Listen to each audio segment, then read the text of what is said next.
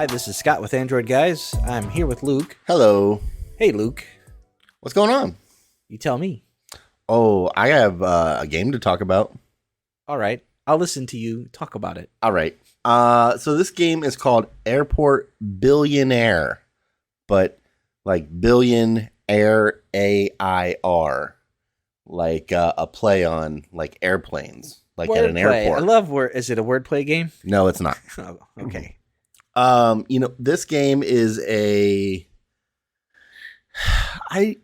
kind of hard to like pin down what this game is. It's kind of an idle game, I guess, where you're running this airport and you're upgrading your concessions, you're upgrading your planes, you're upgrading your kind of every facet of the airport. You can do new runways, you can add gas station, you can add, a concierge, you can all kinds of different stuff you add. And you just collect money. And so there's like currencies, like there's money, there's passengers. And then there is, stars. But there's different regions. So there was an idle game that I played that was like a theme park tycoon kind of idea. Yeah. Where after you played so many and leveled up so much of an airport, you would or level up so much of the theme park, you would go to another theme park and kind of start over. Mm-hmm. This has a similar idea where you have your main airport, but then there's different events that happen at different airports, and these are themed really wacky. Like one's like a pirate themed airport. One is the one that's unlocked right now is like a caveman themed or like dinosaur kind of themed airport. How do you theme an airport as caveman? It's just the whole map is, looks like there's like brontosaurus skeleton coming out of the ground, and okay, like I see like pilots and things on the screenshots. Are those? Yes. Do those change to like caveman characters? Yeah, just different stylized characters. The thing that grabbed me initially was the art style, because it reminds me of the that show Gravity Falls. I was just gonna say that with the character, like the pilot here. Yeah. The eyes look very derivative of that. Yeah. And I really like that style. It's very very caricature, kind of like it. I mean, if you're familiar with Gravity Falls or any of those types of shows, like you know what I'm saying. But it's one of those. It's interesting because you can, just like any other idle game, you can spend tons of time in it if you want. So, and when you start out, you open your airport, and you open your baggage claim, and you open a concession stand, and you have to constantly hit the run button until you unlock hiring somebody to run that portion of your airport. So you'll hire people, but to generate revenue, you actually have to run them yourself. So you'll have to hit like run or go. And as you upgrade them, you get more and more money as they complete their tasks. But then once you hire somebody, they just run it. It just runs by itself. Okay. And the more you upgrade stuff, the faster it goes. So you're trying to, compound your money coming in by having more and more things open with people working there and upgrading those things so that more and more money comes in, or more and more, doubloons if it's the pirate one, or leaves, I think, is the dinosaur one right now. So it's cool because it changes up the theming for the different airport areas that you're going to. But it's a free game, and so with free games there are ads. Yeah. How bad is it? It's not as bad as some I've played, but it will randomly, after you've done a couple things, after you've upgraded a couple things, you'll go back to the main screen, and then an ad will start. it seems like once you finish kind of a section that you're working on and go back to something else, you watch an ad before you can continue to do something else. Okay. There are areas in like the store where you can purchase money, you can purchase gems, you can purchase, whatever currency you need for real money. But there's also the option to watch an ad to get some of that stuff for free. Mm-hmm. So, pretty common with what we've seen in free to play games. But the theming of this game, the art style, it's very tongue in cheek. Like some of the names of people, some of the things, like as your treasure chests are luggage. So as you unlock things, you open like luggage that's been left, and you'll see like, there's a new plane in there, or there's a couple shards for a new manager of your kiosk or something, and you can upgrade your characters so that they work faster, and that will get you more money.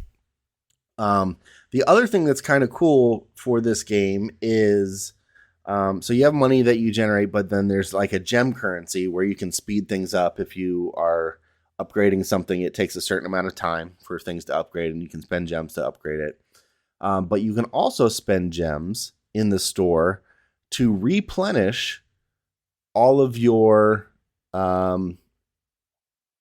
it basically runs all of your money-making things at full blast. It's like you ran it for a day or something. Okay. So it just kind of refills everything, like up to the potential of what you could earn in a day for a couple of gems. So it's cool because it kind of gives you a boost if you are playing a lot and your money's down, and your passengers are down, and you want to keep playing and not have to wait for your money to earn back up. You can spend some of those gems to get money instantly. Okay. Which is not really something that I've seen in free-to-play games. There's usually like you can buy gems, or you can buy money, or you can buy passengers.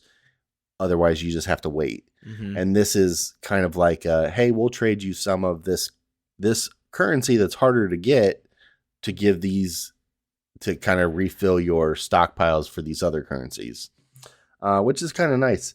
But the game is, it's fun. As I played through it, the more and more I was laughing at the way some of these things look and how some of the characters are named, for what they do, and it's a very lighthearted game. You don't have to worry about like mad customers. You don't have to like. There's no hecticness. There's no like. You have to get this done or you're gonna lose money. It's just so it doesn't stress you out. No. Is it the kind of game that you can kind of walk away from for a couple of days and come back? Yeah. Okay. Yeah, and you'll gain money while you're gone up to a certain amount. And then, so when you log back in, you gather all your resources that have accumulated, and then you just start off again. There's no like, I have to play every day or I'm going to miss something. Now, they do have special events like the one going on right now, the dinosaur one. If you play that a lot and unlock things and rank up your airport there, you might get access to a special plane back at your original airport. Mm-hmm. So that's the incentive to do those events. But there's no penalty for not logging in every day. You won't, it's just going to take you longer maybe to get where you want to go, but it's not like there's really not much competition in game. There are some like leaderboard things you can see, but it's not like you have to compete actively against somebody else. It's just kind of this is maybe where you stack up in the whole meta of everybody playing. But if you don't really care about that, you're just looking for a lightweight, fun, good-looking game, this one's really kind of nice. So does it notify you of anything particular, like to come back to the game? Every once in a while, it will notify you of like, hey, your your stores have been refilled or this new event started. But those, for me, maybe happen once a day. And if I don't play the game, like I hadn't played the game for a couple days and I didn't see a notification after the first day until after I logged in a couple days later. Okay. So it's not constantly going, hey, come back, hey, come back, hey, come back. Come open this treasure chest. It'll ask you once, and then it seems like if you don't tick that box or go back in, it just leaves you alone until you come back. That's nice. Yeah. So I gave this a pretty average score, maybe not as high as it sounds from what I'm talking about. Yeah. Because I did enjoy this game. But I gave it like a 3.5 on features because there's lots of different characters, and with the different events, there's different styles and things like that. But it's really kind of all the same gameplay. Sure. So there's really not much different on it. So I gave it a 3.5 for features. For graphics and audio, I gave it a 4 because those are both just really good. Yeah, so as you were talking, I looked up that art style. Yeah. And it's called Cal Arts. California Arts. Okay. And it's also thin line animation. Nice. To describe it, if you're listening, it's very similar to like what you said, Gravity Falls, and also The Amazing World of Gumball. Oh, yeah. Okay. Yep. So if that kind of cartoon style. Yeah. Really pronounced perfect circle eyes and thin noodle arms. Mm-hmm. Yep. Signatures. Yeah.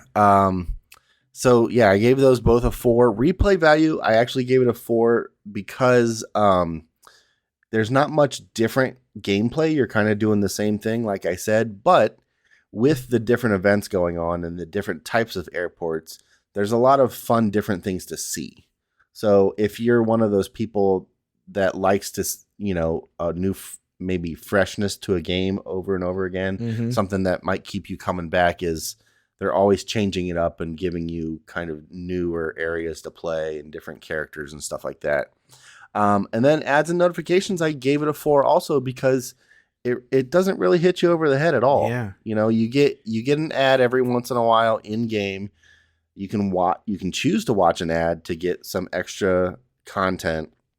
But if you exit the game, it might give you a notification to say, "Hey, come back." But if you ignore that, it'll leave you alone until you come back. Nice.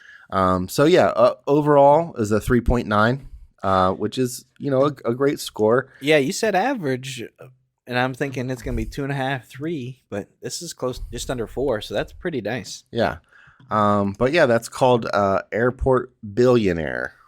All right, and that's from looks like Lion Studios Plus. Yep. Thank you, Luke. No problem. All right, that's going to do it for this episode of the podcast. Thanks for listening.